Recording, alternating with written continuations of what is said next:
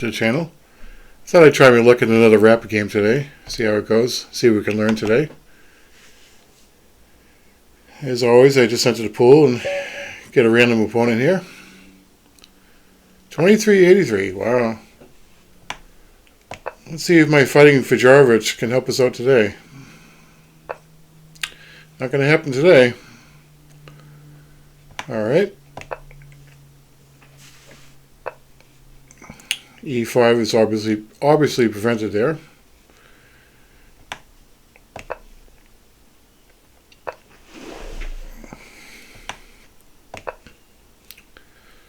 Yeah, I haven't played the Queen's Indian Nimzo-Indian in a long time, so I'm kind of on my own in this.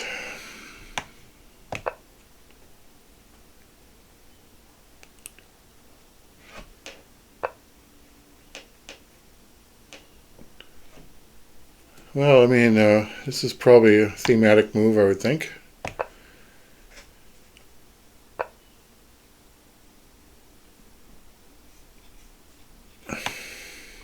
It's funny, there's a famous picture of Bobby Fischer after White Castle's kingside, considering the move Queen E8 when he was like a teenager, in a position very similar to this.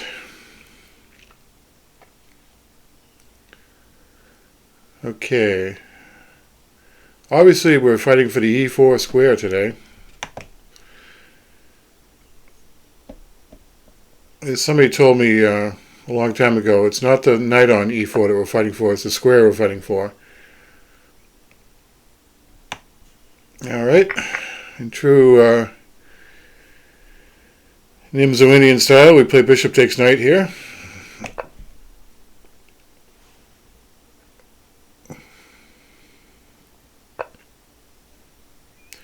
He wants to play A5 and get rid of his isolated A-pawn. Also maybe bishop A3.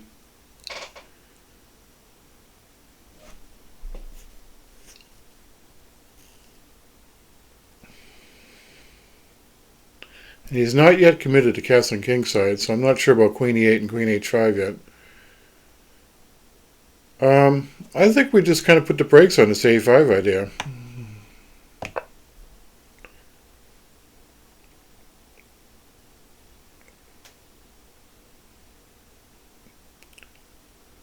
White, of course, would like to open up the position for his two bishops, and black would prefer to keep it closed.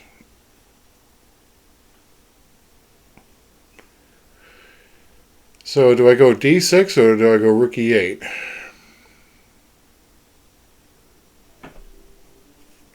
I tend to think D6.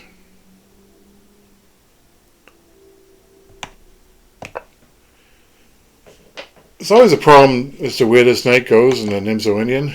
So it seems like today it's going to D7.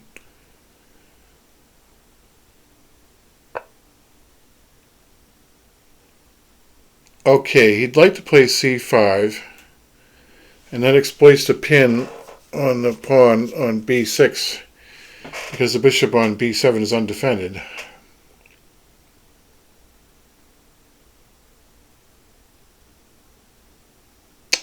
C5 also uncovers this diagonal against the king.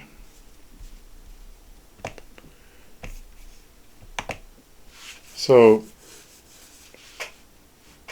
perhaps we should not allow C5. Should we play C5 ourselves? Maybe. Let's play C5.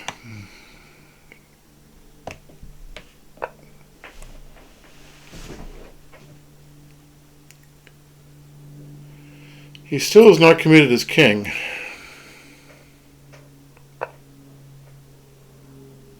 Okay, this was part of the plan anyway.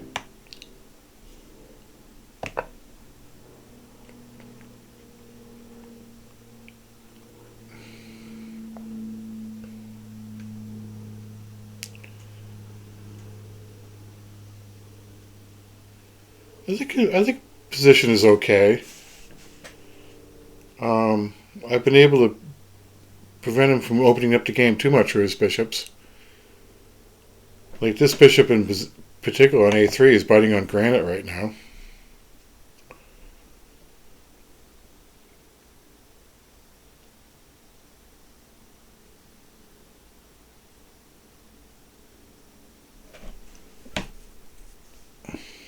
Let's say he just castles. What would I do? Knight g5? Knight takes knight, queen takes knight. Still trying to break it open.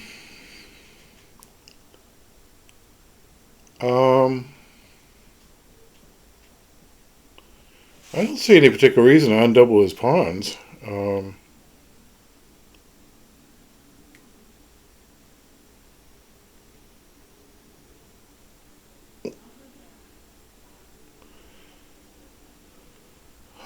I think the knight just sits there on d7, protecting b6. So what have we got here? Alright, e takes d5, c takes d5.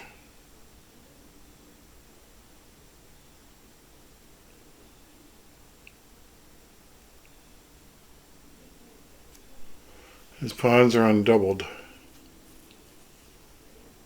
What if I just went queen e7? D takes e6, queen takes e6.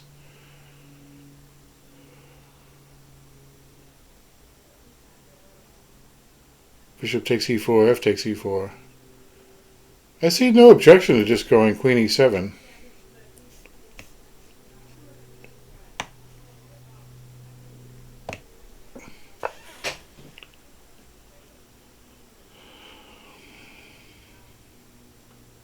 I don't really like having the queen having the job of guarding a pawn on e6, so I might want to slide the rook over to the a8, rook to e8 to take the queen away from that duty. Seems like the queen is destined for greater things than just defending a pawn all day. And white is still not castled.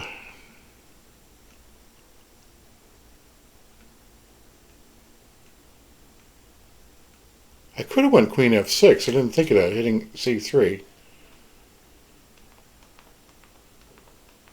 Why didn't I think of queen f6? That may have been a more aggressive try than what I did.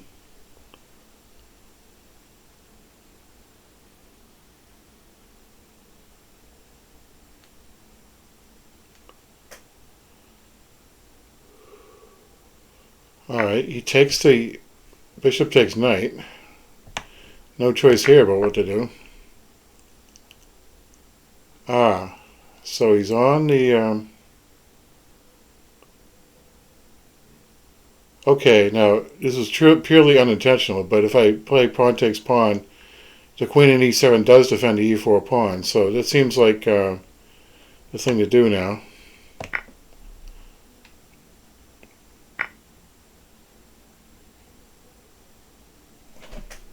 Can I go bishop a6 and bishop d3? Bishop a6, c4.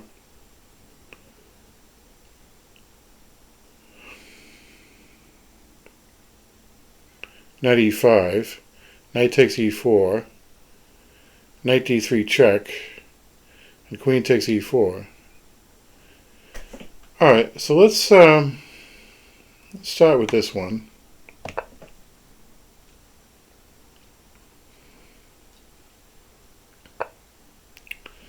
Alright, so knight e5. He would probably just castle.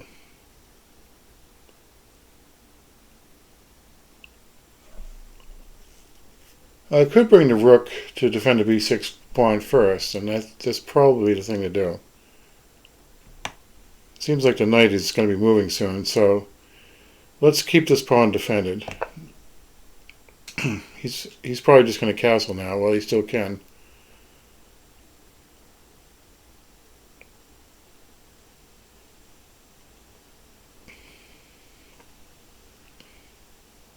I think I got an okay position. Bishop back to b2 gives that bishop a beautiful diagonal. But there's nothing else bearing down on g7, so that's alright. So let's see, knight e4, knight takes e4, bishop takes c4, and black wins material, so this is okay.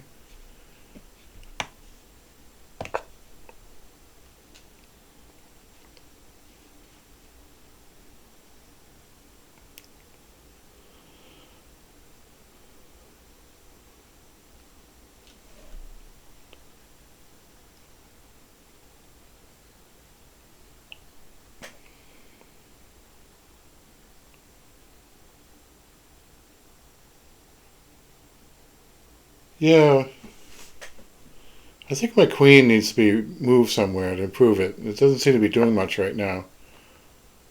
Boy, that king side looks pretty undefended, doesn't it? I mean, what if I just went knight d3? Is everything better than rook f1?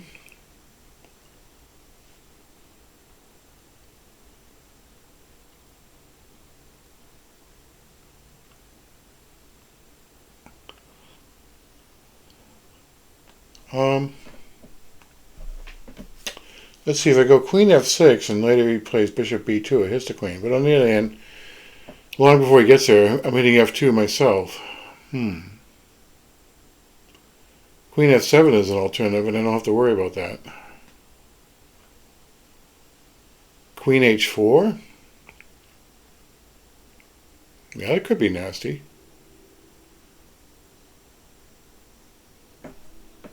All right, let's try queen h4.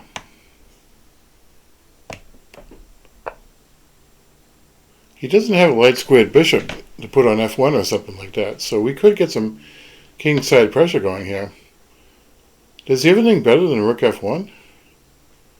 This rook to c1 move looks like it might have been a mistake. Okay. I don't know if that's a good idea or not.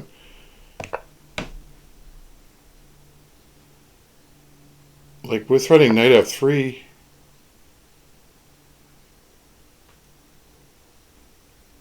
Okay, knight d3, queen f1, and I win at least a pawn, so that's probably okay. Knight g4 threatens queen takes h2, and rook takes f2. What about just plain old rook takes f2, king takes f2, rook f8 check? That might be best of all.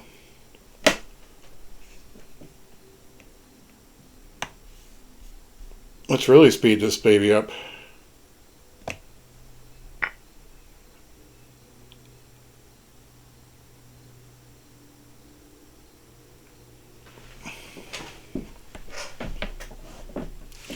I don't see what alternative he has other than...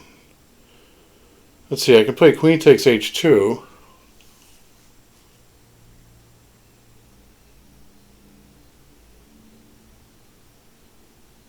That might be best. I don't think the king's going anywhere. If he goes to e1, I get knight d3 with check. So this looks pretty good. I get this with check, right?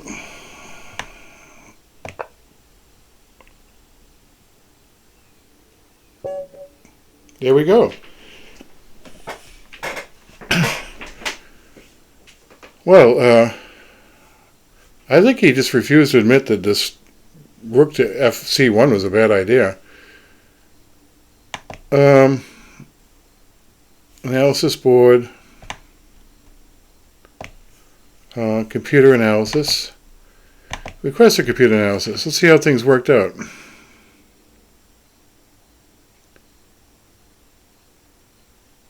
I think the key there was I wanted to keep the queen side locked up and not let him have open lines for his bishops. Apparently I made one blunder. Oh, there's always something to learn. Let's see what my blunder was.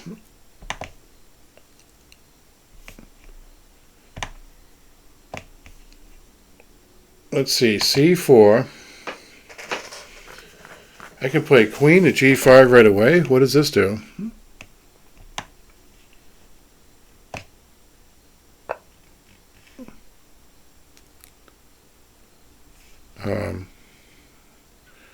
I guess I may have underestimated the strength of this move. So let's see. If we castle and we play knight e5,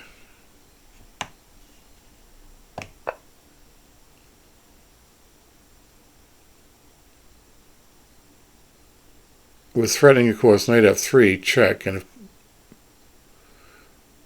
king h1, then well, knight takes knight would win. So he has to defend this knight. I see. He has to defend the knight. That's why he plays queen c2. And now we bring all our pieces into the game. Black puts his bishop on the beautiful diagonal and might usefully trade it off for this. But black acts first and goes check. Now if knight takes f3, pawn takes f3, g3, queen to g4, it's hard to see how he can survive.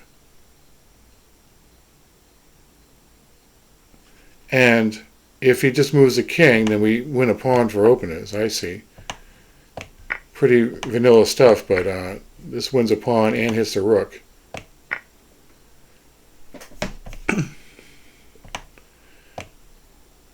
Other than that, it looks like it was a pretty clean game. Well, thank you all for watching, and we'll catch you in the next one. Take care.